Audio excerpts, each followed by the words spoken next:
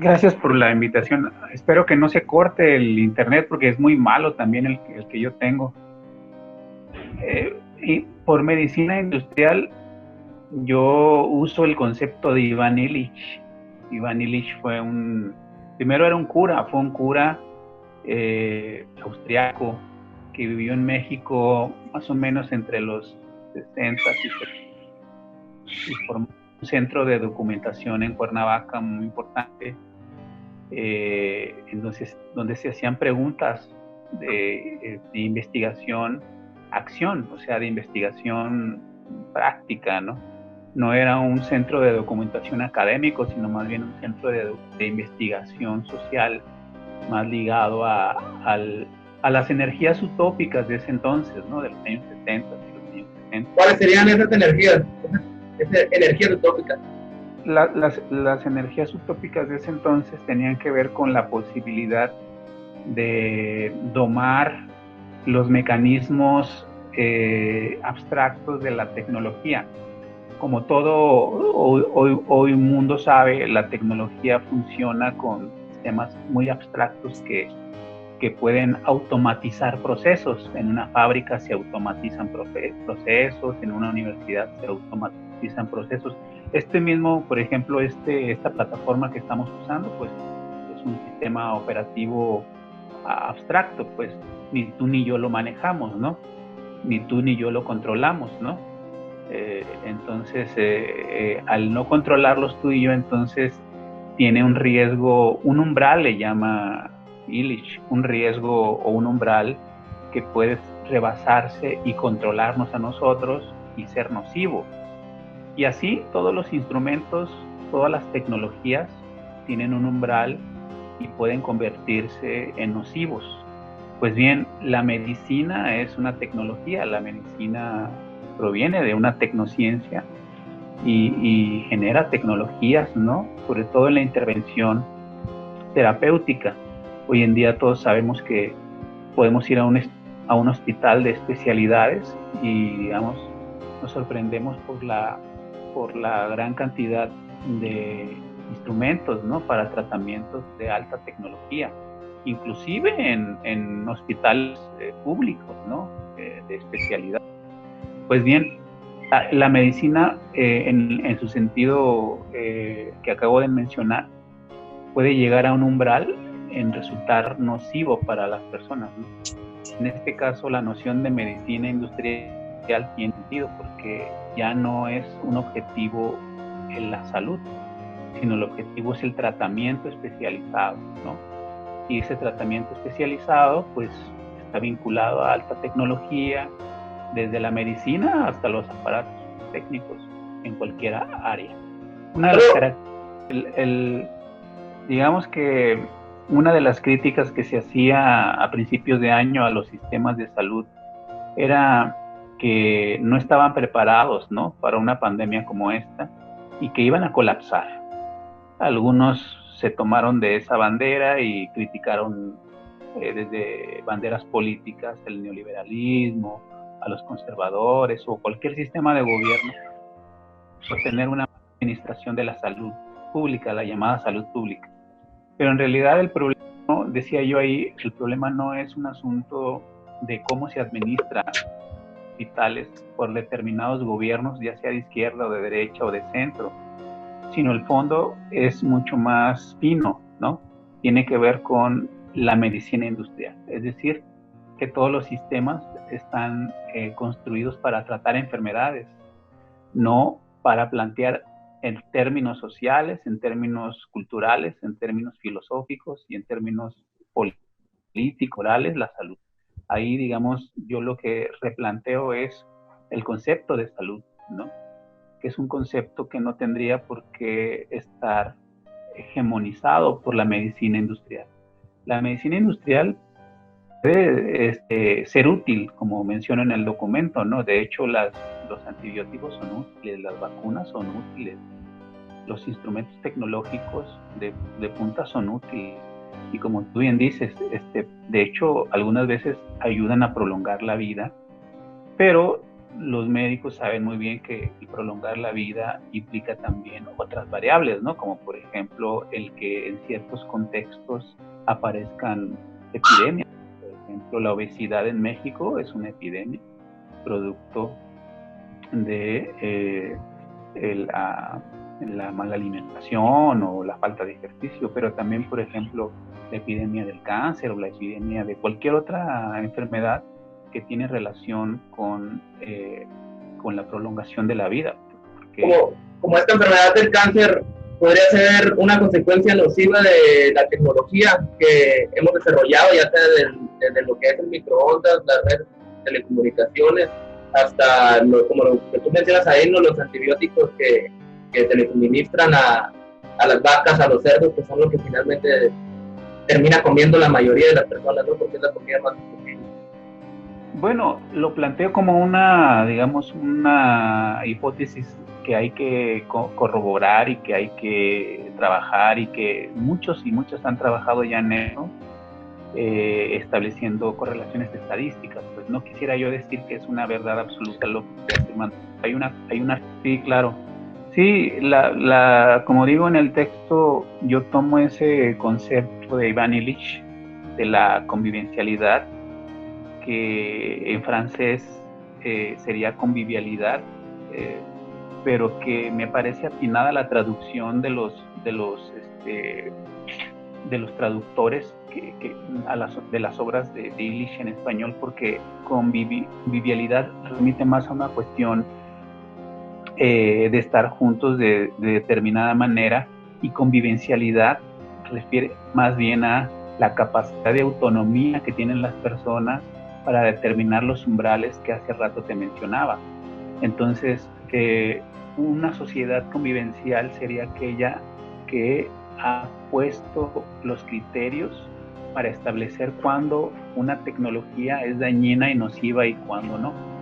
Entonces, a eso me refería con las energías utópicas de los 60 y los 70. Ivan Illich y muchos otros intentaron plantear esta posibilidad de construir un techo común donde los seres humanos pudiésemos ser autónomos en cuanto a aquello que nos va a dañar y en cuanto a aquello que no nos puede, florecer la vida, ¿no? No quiere decir, no estoy hablando del paraíso, estoy hablando de sociedades, digamos, perfectas, sino estoy hablando de la autonomía. En el caso que te pongo, no hay autonomía porque, si te fijas, ahorita la hegemonía la tiene la medicina industrial.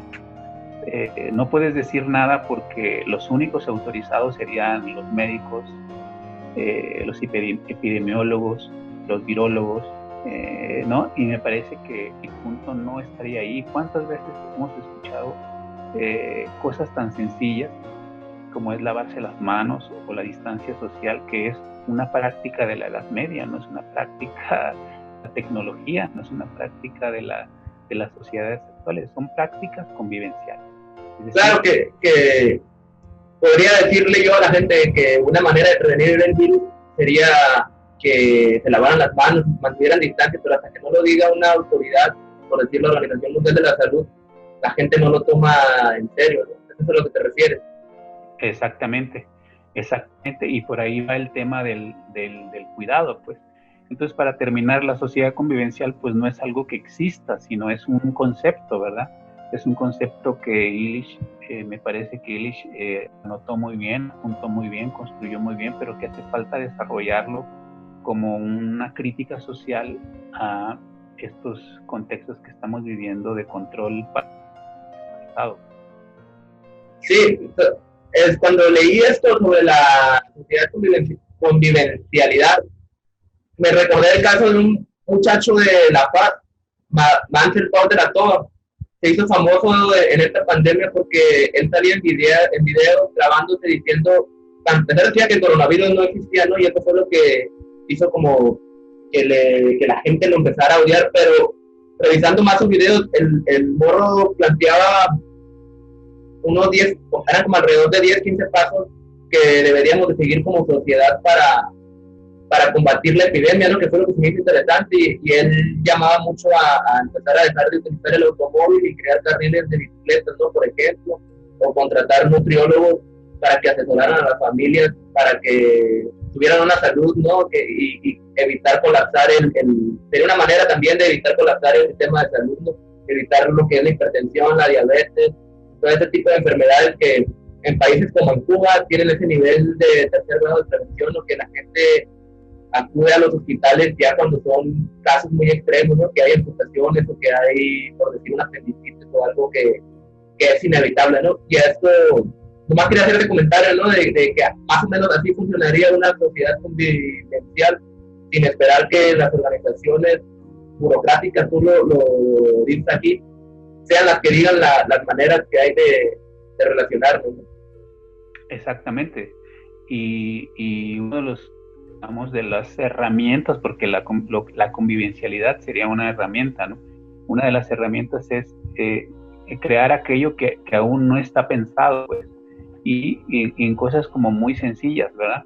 Por ejemplo, en la misma idea de cómo establecer relaciones sociales, si te fijas, el enemigo número uno de este momento nuestro no es tanto el virus, sino la manera en cómo estamos organizados en el sistema industrial. Grandes conglomerados, grandes densidades de población para concurrir al mercado, al mall, al cine. Es decir, todas esas estructuras son, pues, un riesgo y son nocivas porque simple y sencillamente van a provocar más contagios, ¿no? Entonces, la distancia social no es algo que inventaron los epidemiólogos actualmente. Eso por lo menos se empezó a usar desde 1335 en la peste negra, ¿no? Entonces, el saneamiento, la higiene son formas, instrumentos, herramientas convivenciales que permitirían no ser inmunes, porque tampoco estamos hablando de la inmunidad, ¿no? Que es una de las ideas falsas también que se venden, ¿no? Como si las vacunas de la medicina industrial van a acabar con los virus. Los virus no se acaban y no soy yo el que tenga que decirlo, lo dicen saben los virólogos y lo saben quienes han estudiado durante las últimas décadas con mucha precisión estos fenómenos, que no me corresponden a mí hablar de eso, pero el punto principal es que las estructuras de las formas de organización social tendrían que transitar a formas más autónomas, como el ejemplo que estás poniendo tú, ¿no?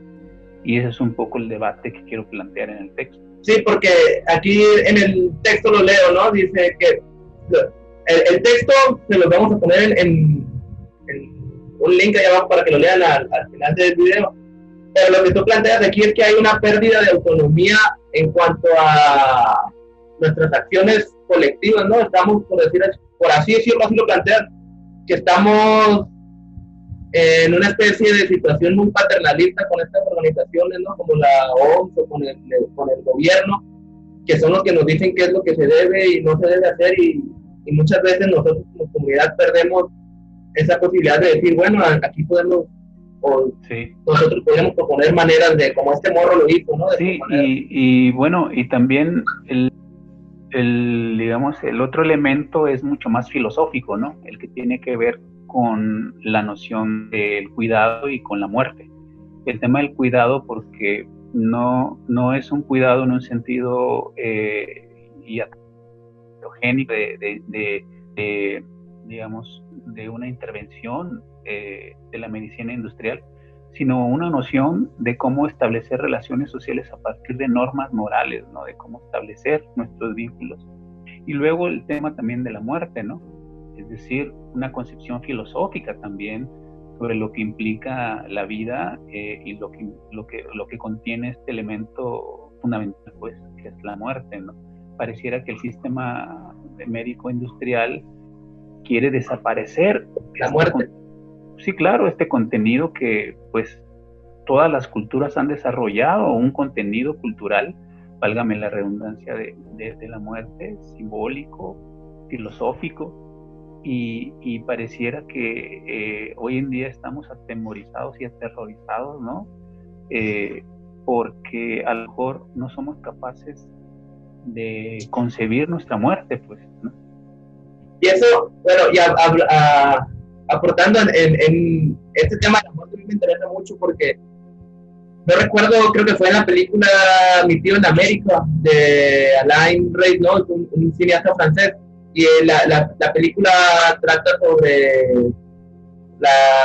por así decirlo, las teorías de Henri Laborit, donde él, por así resumirlo en fácil, dice que esta sociedad siente que es la más sabia de todas, pero la mayoría de sus niños nunca han visto ni siquiera nacer una persona o un animal, ni han visto morir a una persona, ¿no? Y cuando ves morir a una persona, ya más o menos te vas imaginando cómo va a ser tu muerte y ese tipo de conciencia, ¿no? Porque al final de cuentas es una conciencia, ¿no? Ver morir a alguien, ver morir un animal, ver nacer un animal, ver nacer una persona te da un cierto grado de conciencia que te hace, por así decirlo, tener una referencia más grande sobre lo que la vida que puede llevar, ¿no?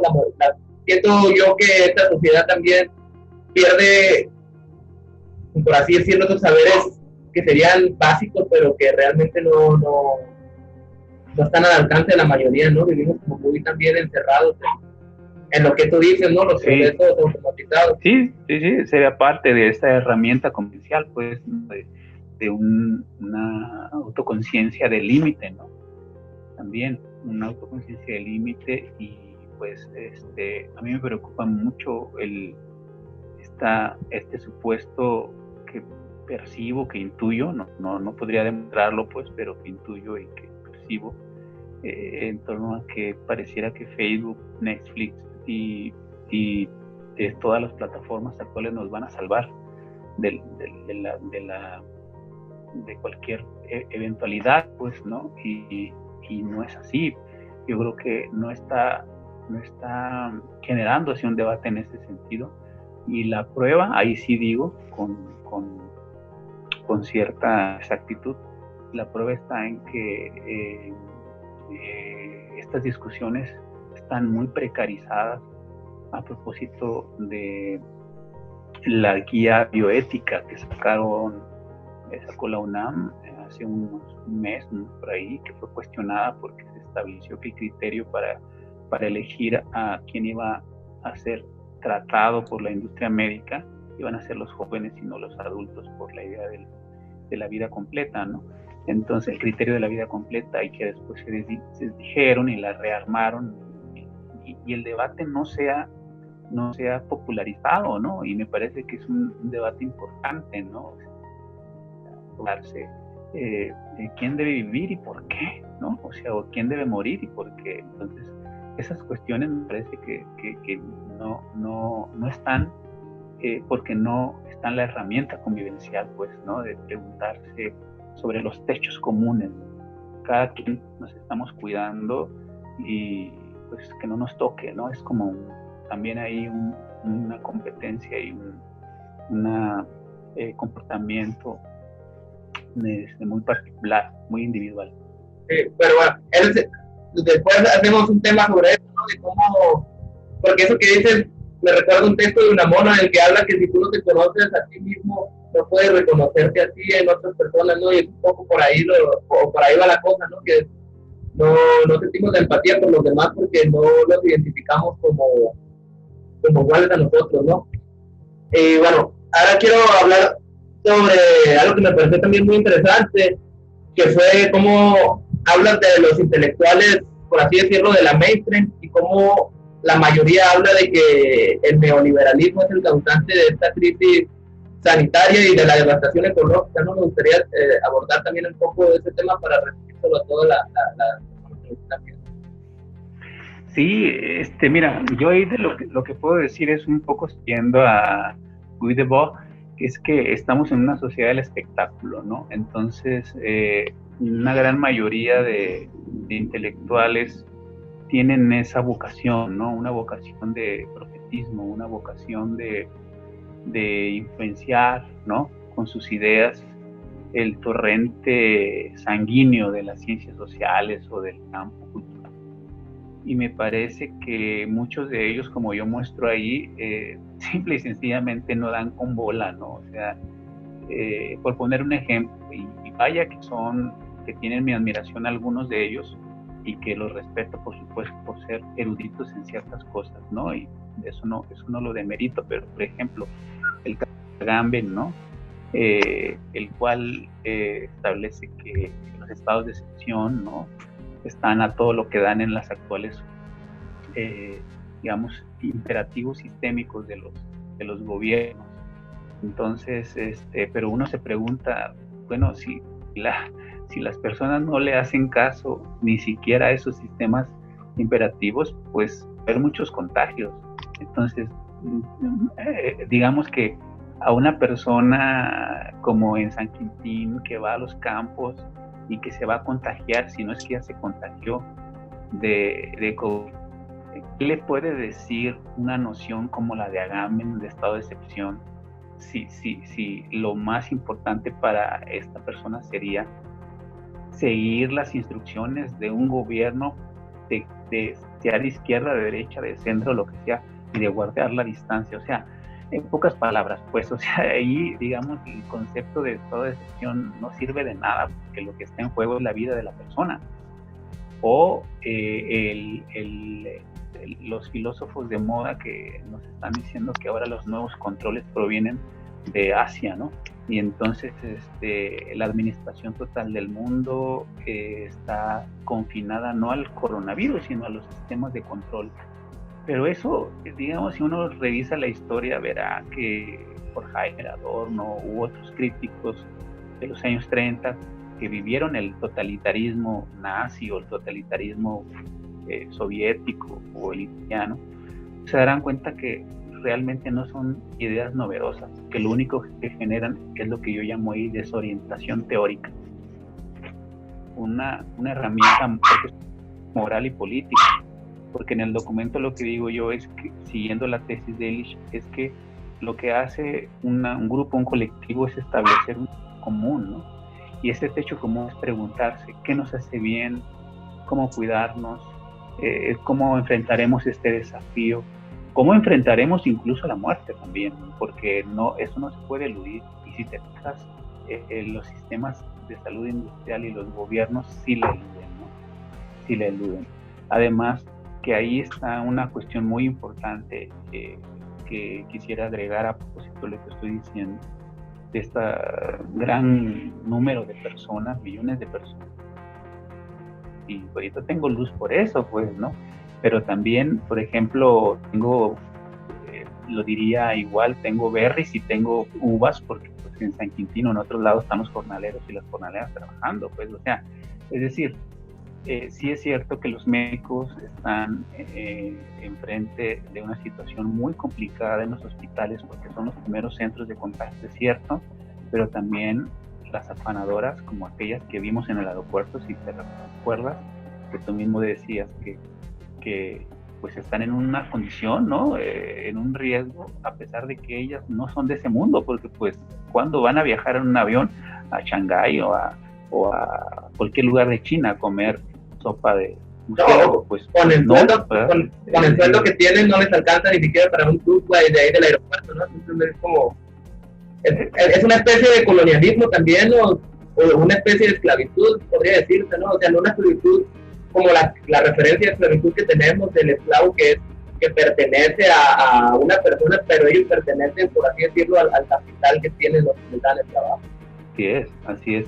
Entonces, digamos que ahí es cierto que en parte, digamos, las batas blancas se están enfrentando en una situación complicada, pero habría que verlo más en un sentido de trabajadores y trabajadoras, ¿no? Están las enfermeras, los enfermeros, están las afanadoras, los afanadores, están los trabajadores de comisión que están en cuadrillas sosteniendo el sistema eléctrico, ¿no? O sea, entonces hay mucha gente también que en esas condiciones tendría que plantearse el tema de la autonomía, de cómo vamos a vivir el mundo en estas condiciones de pandemia, porque estas condiciones ya llegaron para quedarse, y como te lo dije hace rato, o sea, no hay que ser como muy experto para saber que la densidad de la población es el mayor de los contagios que en África, mientras no los países ricos. O sea, eso es claro, ¿no?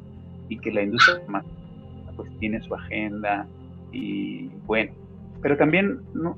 Y que también, digamos, estadísticamente hablando, la abstracción puede generar una mala abstracción, como el zafarrancho, digamos, mediático que sucedió hace unos días sobre que las muertes por COVID, ¿no? Y entonces salió el secretario de Salud, López Gatell, a desmentir al New York Times o a José Narro. Pues sí, porque al final de cuentas la abstracción de la estadística lo único lo que te hace es hacer un referente de lo que está sucediendo, ¿no? Y efectivamente, si tú tienes un dato, como son 3.000 feria de muertes, 3.000 no sé qué muertes, pero digamos, no logras establecer con claridad si otros miles que murieron también por COVID, pues no van a aparecer en esas estadísticas, pero no es que se esté mintiendo, digamos, se puede generar toda una confusión. Pues, lo importante es no caer en esas confusiones y multiplicarlas, ¿no? Porque entonces sí puede correr el riesgo de generar, pues, como ideas tan extravagantes como decir que los virus no existen. O sea, los virus existen, pero como lo que sí pudiésemos decir es que hay grupos, colectivos, gobiernos, ricos, organizaciones que se quieren aprovechar del miedo y del pánico. Estoy de acuerdo, ¿no? Pero no se puede ni siquiera desdeñar la posibilidad de una vacuna, porque pues las vacunas son útiles, son importantes desde luego, pero tampoco se puede establecer como criterio social esperar a que venga una vacuna, como si las vacunas salieran nada más porque hay científicos, ¿no? O sea, y otra cosa que a mí me hace mucho eco es que también, no sé tú, pero yo personalmente ya me cuesta mucho también confiar en los científicos, ¿no? Porque como lo dice este presidente de Tanzania, lo que él dice, la gente que hizo estas pruebas es gente capacitada, ¿no? No es un error no es un error que una prueba de una papaya ha salido positiva de coronavirus.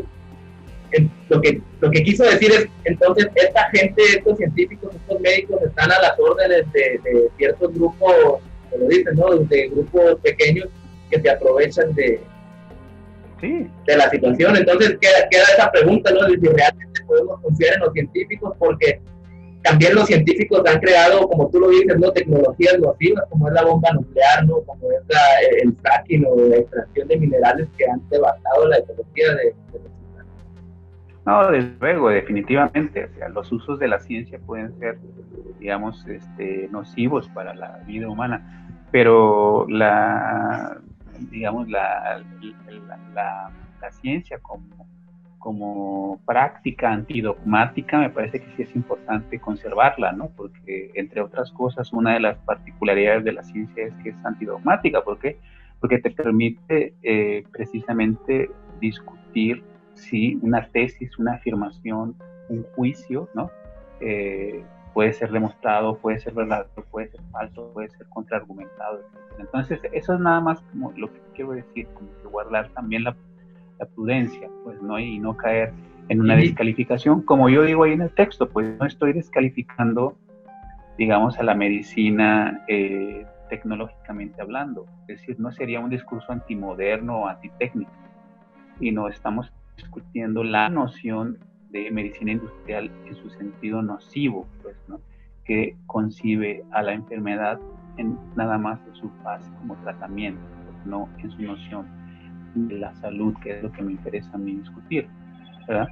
Entonces, si te fijas, en realidad también hay una inclusión del profesional. Si hay digamos, un guiño a la noción de Illich sobre la desprofesionalizar la salud, pues, pero eso no quiere decir que acabemos con los médicos, ¿no? O sea, los médicos serían parte de la convivencialidad, pero no serían los que van a hegemonizar la noción de salud. Claro. Mira, lo que yo puedo decir es que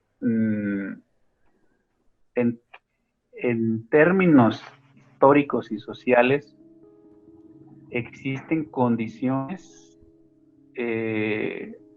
muy particulares de este siglo XXI, de este presente, para que se pueda dar una pandemia como esta. No me voy a meter en el nivel epidemiológico, ni me voy a meter en el nivel, digamos, de la virología, sino en el nivel histórico, ¿no?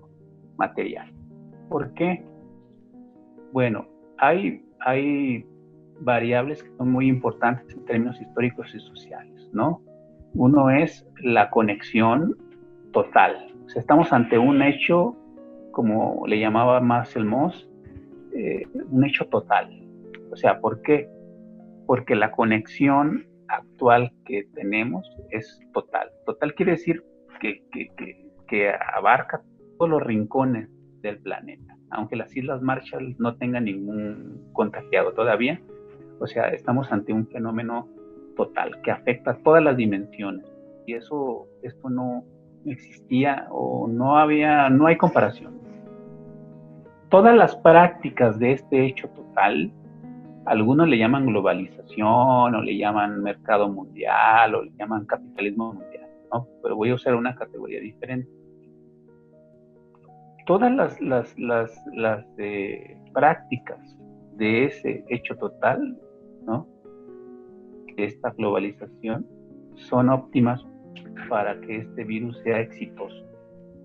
El turismo, el mercado, los medios de transporte, las mercancías, el fetiche del dinero, me explico, el consumo a gran escala de carne,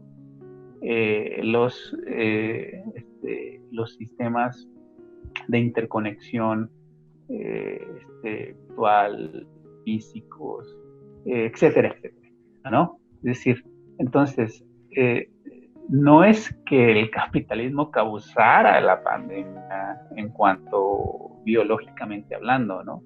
Por supuesto que no, porque los virus están ahí y esperan la oportunidad para lograr ser exitosos en los organismos que infectan, sino que más bien existen las condiciones históricas y sociales para que esto se genere así, ¿no? Digamos, para que estemos en esta situación. Por lo tanto, si es cierta mi hipótesis, porque más la planteo como una hipótesis, ¿no? Entonces estamos en un problema muy serio. Si es verdad esta hipótesis, entonces estamos en un problema muy serio. ¿Por qué? O renunciamos y destructuramos este hecho total, ¿no? Que ha invadido todas las dimensiones sociales, todas, absolutamente todas. O entonces el virus va a tener el éxito que está teniendo. Porque el éxito que está teniendo es cualquier persona que lo vea, lo puede como intuir, ¿no? ¿Cuál es el éxito que está teniendo? Pues su capacidad de viajar de un lugar tan lejano, ¿no? Y contagiar de, ¿no? una persona a otra, o más bien reproducirse tan rápido, pues. Más allá de la cuestión biológica y más allá de la cuestión epidemiológica, me concentro en las maneras de la socialización. Por eso digo que el concepto de convivencialidad nos urge plantear una nueva forma de relacionarnos, si es que queremos mitigar como se mitigó la viruela, como se mitigó el sarampión, como se mitigó la peste negra, la gripe española. ¿Me explico? De otra manera, entonces, vamos a tener contagios durante todos los meses que siguen, pues. Entonces, parece ser que los dueños del dinero no están dispuestos a cambiar de mentalidad. Noción industrial de vida no la pueden cambiar. Y ahí es donde yo digo que ese documento que hice pues representa un documento para discutir. No afirmo verdades, planteo problemas, ¿no? Planteo problemas a discutir, ¿no? No hablo como experto ni como profesional, precisamente hablo como alguien que no es experto, que como cualquiera, y tiene miedo y tiene sus especulaciones y tiene deseos, pero tampoco hablo como profesional, es decir, no estoy hablando ni como epidemiólogo, ni como biólogo, ni como virólogo, ni como nada, ¿no? Entonces, sino más bien como una persona que por cuenta propia quiere pensar y que pienso que las personas también pueden hacerlo perfectamente. Pues bueno, gracias por el tiempo, Jaime. Y aquí les vamos a dejar el link con el artículo debajo de la información. Lo vamos a subir a internet y pues yo creo que ya no. ¿Quieres agregar algo más? No, es todo. Muchas gracias. ¿Sí? Es todo. Ya lo estamos viendo. Ándale. Sobre, güey. Sobres. Y pronto te mando otro texto que estoy preparando. Sí, hacemos otra. La idea de esto es empezar a llevar la info a la gente y que lo agarre. Tampoco se lo vamos a meter a fuerza a las personas, ¿no? Que lo agarre quien lo quiera agarrar y que le sirva de referencia. Exactamente. Para discutir, exactamente. ¿Sí? Chido. Sobres. Dale, nos vemos. Oh. Te bañas, güey, te lavas las manos. Dale.